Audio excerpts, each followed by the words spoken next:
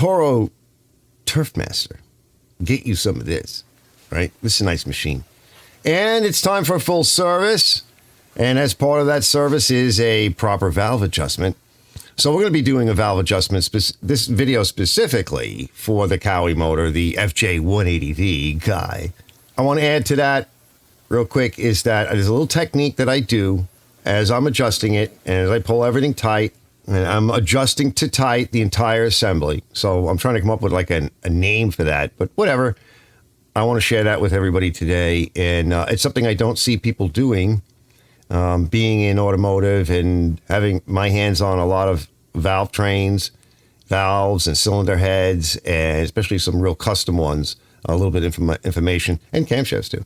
A little information on that. And like because when you're revving motors up to high RPMs, you better make sure that your crap ain't gonna loosen up. And that's one of the things that I want to show all up in this video.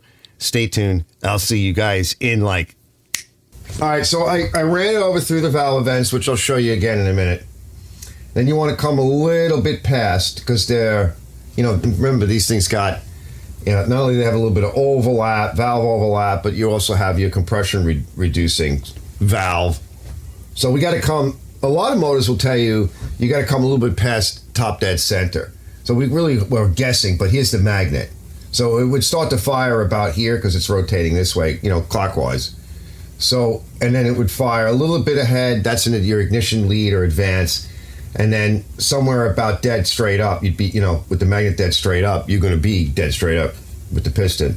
So you want to come a little bit past, and you'll see that in the valve movements.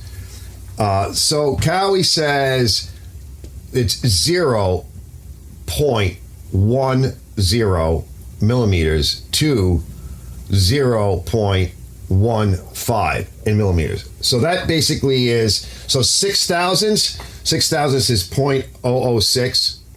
For those of you who don't know, and that's 0.152. So that's your max. So 6,000ths is your max. I'm going to try not to get in the way here, but it's going to be a little tough. There's this bar here. There's really no good place to put the camera. So it's too loose. And that's on the big end. We want to be, so 4,000ths of an inch is 0.102. So that's really where we want to be. And of course, 5,000ths is 0.127 millimeters. So we want to try to get it. This is intake. So the intake, and it's the same for both. So they're just giving you minimum, maximum. So let's work with the 4,000ths. And it's just swimming. So what we need to do is, the center is our lock. The trunnion is this big hex. That's the trunnion. And trunnion basically is where it's conical on the bottom of this big trunnion. And that's what's putting pressure down on the center of the rocker arm. So this part is your adjuster. I know a lot of people get that wrong, but if this was like a nylock and it had no set screw, you would just adjust this. And automotive and a lot of other applications, we actually have things like that.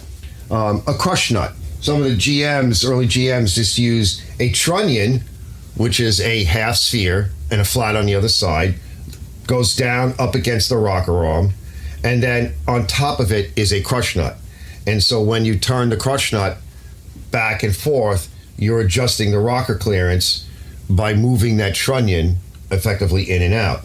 So what we need to do is we need to loosen this up. Now, is it tight? Yeah, it's kind of tight, but it's not really tight. So what I like to do is, let's just first turn it and see. So I haven't touched the set screw in the center yet. It's loose. Somebody didn't tighten it. And this is how I often tighten it and adjust it. I always try here first. No, we got way too far to go.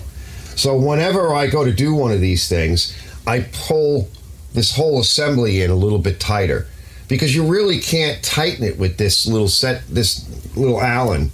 No matter what tool you have, you really will never be able to get it tight enough. You want to pull the whole assembly in. Now, unfortunately, on this model here right now, we have to back off. Okay, and then we're going to turn that adjuster in. We're going to turn it out a little bit because we need to come in with the adjuster more to get it tighter. So we got to loosen up on the set screw a scotch. And now let's see. Oh, getting closer. but nowhere near it. We may have to loosen up on that set screw a little bit more. Oh, no. Oh, yeah, that's 4,000. It's starting to get there. Now, be mindful of, I'm pulling it in this way. Depending upon which way you attack it, the shape of the head of the rocker might interfere slightly, and you might get a false reading. So try it a few different ways. I think we're going to need to go more. See how it doesn't really want to go? Whereas before, and then I pulled it in more from the front, not from the side, and then it wanted to go. Yeah, see? Yeah, that's it, bros. Yeah, that's it. Let's just make sure it's tight. Yeah, see, it's tight, and I nailed it. See? Gentle. And now the whole assembly is tight, because I pulled it all down, and that's tight, and this fits. All right? She's actually a little bit tight. But it goes. And what you want to do is you want to be real careful. Make sure that when you stick that in there, that you're not compressing the spring. Now the springs on here, because it's a slightly bigger motor, they're a little bit thicker.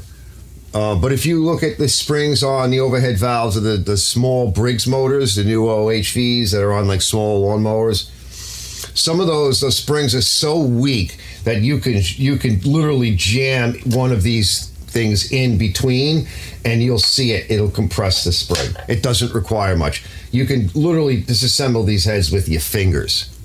So even on this slightly bigger motor, these springs are a little bit weak. Be mindful of that. It'll throw you off. Now, let's stick our 4,000s up here. This is the exhaust. And yeah, she's way out. Here's a 5,000s. And even that won't go. Here's a 6,000s. So I'm speaking in thousands, not millimeters. So she's way out. Okay, so she's way out up here too. So let's see if the last mechanic made the same mistake. So let's see. Can I pull it down? Yeah. See, I can pull the assembly down. He didn't tighten it. This is like the last step that you do, and it's kind of hard when you do what I'm doing. It will guarantee that the measurement that you arrive at will stay, but you have to figure this extra maneuver in to your setup when you're adjusting. It's a little bit more confusing, but it will make sure that when you arrive at the right measurement, it will stay. That's your 4,000s or your 0.102 millimeter. And this one's probably, yeah, it's still going. It's still going. It was loose. Now she's just starting. Can we make it? Now, you could be a little bit bigger than this, right? This is especially on the exhaust. Remember, it gives you a range. Oh, there we go. It's starting to really tighten up. Yeah, see? Yeah, it nailed it. All right, I'm going to pull just a little bit off. Just a scotch. Okay? See how it... Just that little bit. You saw how it dropped? Oh, yeah. That changed a lot. Just that little bit. Let's go to the 5,000s. Yeah, I feel it. It needs to come back the other way. It's still... We're talking about really fine adjustments, so a lot of people get confused. Let's try that. Probably going to leave it right there, because it's within the realm of what we're looking for. It's still a little tight. Let's try this one.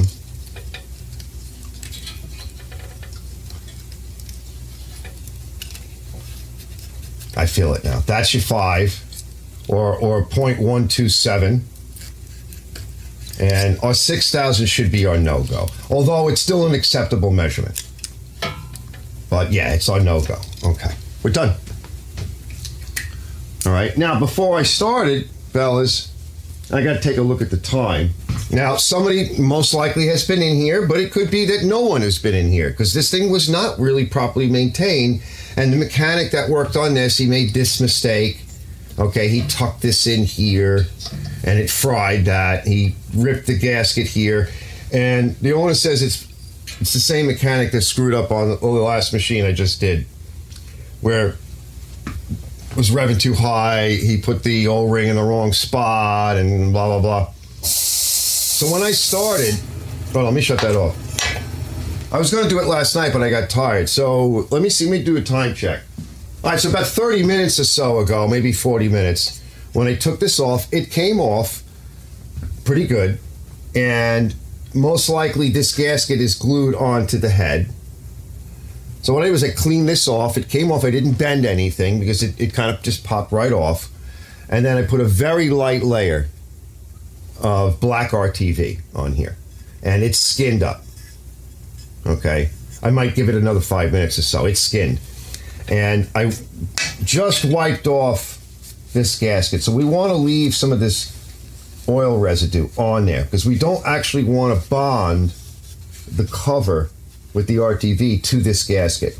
It'd be nice if this gasket could be reused maybe one more time, and it probably can. Somebody can come in here in another 100 hours or so and check. That might be me. In which case I'll be able to get the gasket and the cover off. And even if I want to put another new gasket on, I want to avoid bending the cover. So I don't really want this to be bonded to this front of this gasket. So we're going to leave some of that oil on there, and that'll stop some of the excess bonding. We just want a little extra material because the gasket has been compressed and it's getting older. So we just want a little bit extra material to help us seal it. So now I'll put it back on. And another thing that you can do, but you got to remember to do this, is that you could put this on, leave it snug, finger tight. Please don't use banger guns and everything for this kind of shit. Just do it by hand, 1/4 inch drive. You don't even need a 3/8 drive. You'll probably put too much force on it. You'll distort the cover, ruin the gasket, you'll have a leak. And of course, you're going to have a leak right here. Yeah, there'll be a cover on it, but it'll find its way in, and they're going to make a mess.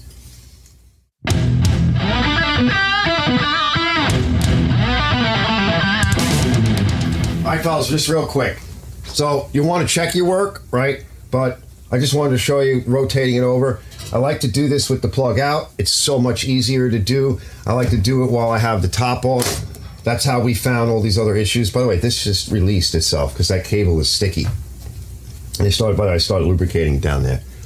So it's easier to do now. It's a good time to do it. Let's rotate it over. So basically we should have just fired. So now we should be seeing an exhaust event, which is up here. There you go. See, there's your exhaust event. Okay, now we're going to start sucking. So you see here, both valves are moving. That's called valve overlap. That creates a bit of a supercharging effect. By allowing a little bit of fresh charge to come in while the exhaust is still open, you ensure good evacuation of those burned gases. And those burned gases are hot, so hot gases move quick. And it's coming after the burn or the explosion. So those gases are really, really moving quick. The supercharge effect comes because that's moving so quick, it starts to help the suction of fresh fuel and air coming in and giving you a good charge. So it's kind of like a dual symbiotic effect. Pushing out old junk, making sure and that old junk, it's so hot, it's moving so fast, it's actually helping to draw in fresh, clean charge. So that's your valve overlap. Let's keep going. Sucked it in. All right, now we're going to come up on a compression release in a minute. There it goes. Here's our compression release. Okay. That's right there. And that's just to help bleed off. Because remember, we're coming up, we're compressing here. So we're coming up to compress the fire. If we don't bleed off a little bit, right, it's a pull start. You're going to have a hard time pull starting. So we're both closed. Here's my ignition magnet here. So we probably started to fire here. There would have been a little bit of lead somewhere in this area as based upon the timing inside the coil. Well, now we're at TDC. And when we want to measure, we want to be just a little past. See, nothing's moving. So that's why a lot of manufacturers, engine manufacturers will tell you, just come past a little bit. The piston will be down a 1/4 inch in the hole. And if you want to check it, so I'm just going to go with my 4/1000.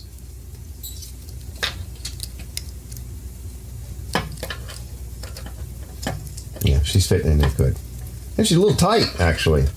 She is a little tight. And it depends upon how you approach it. We could probably pull a scotch off of it. It fits, but remember now, a tiny amount. That's more than enough. Yeah, see, big difference. Let's check here. Yeah, no problem. All right. In fact, this one feels like we could actually bring that down a little bit more. And that's mostly because it's a push, valve train's push oriented, and the bottom of this rocker has got a bit of a weird shape to it. Yeah, see, a little bit too far. See, this the tiniest of movements, see? So just don't chase your tail on that, fellas. Remember, I'm on the bottom end of the measurement with 0.004 of an inch. I'm at that bottom end. We have, a few more thousandths to go, speaking in English, not this metric crap. So we're good, all right? Close it up. All right, so this video will be in like 2 folders. One folder will be in like a folder with all I do just valve adjustments. So it's like valve adjustments, valve. Just keep collecting valve adjustment videos whenever I can think to make them and can make them. Shove them in that folder. And the other folder will be the folder for this particular Toilet Master. No, Toastmaster, Target Master, Trash Master. That's it. The Trash Master with this Kawasaki motor in it. So yeah, I think I want to keep them all separate and keep it like that. So if you're interested in the rest of the build, because there was a lot to make this thing nice and get it really nice for the customer so that he could have a really good, reliable machine. There was a mechanic that had been working on it, made a lot of botch issues occur, problems, and money. So I went over all of that, and that is, of course, another video. It's a different video, the companion video to this video. So check that out, and thanks for watching this episode of Archer's Garage.